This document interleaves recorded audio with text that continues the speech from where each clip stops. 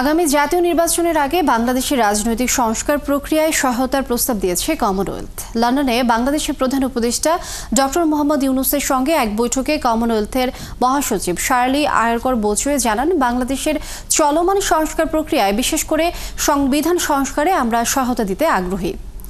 Commonwealth মহাসচিব বলেন, গণতন্ত্র ও সুশাসন প্রতিষ্ঠায় সদস্য দেশগুলোকে সহায়তা করা কমনওয়েলথের অন্যতম অগ্রাধিকার। এছাড়া বাণিজ্য ও বিনিয়োগ বৃদ্ধি এবং জলবায়ু পরিবর্তনে ক্ষতিগ্রস্ত দেশগুলোর জন্য অর্থায়ন সহজ করাও সংগঠনের গুরুত্বপূর্ণ অগ্রাধিকার। প্রধান উপদেষ্টা ডক্টর মোহাম্মদ ইউনূসের আহ্বানের প্রেক্ষিতে বোচোয়ে জানান, কমনওয়েলথভুক্ত দেশগুলোর 150 কোটি তরুণদের বিভিন্ন সামাজিক কর্মকাণ্ডে সম্পৃক্ত করার চেষ্টা করা হচ্ছে।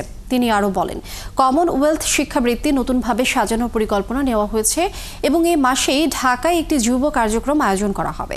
বৈঠকে জাতীয় নিরাপত্তা উপদেষ্টা খলিলুর রহমান, প্রধান উপদেষ্টার বিশেষ দূত লুৎফে সিদ্দিকী এবং যুক্তরাজ্যে বাংলাদেশের হাই কমিশনার আবিদা ইসলাম সহ অন্যরা উপস্থিত ছিলেন।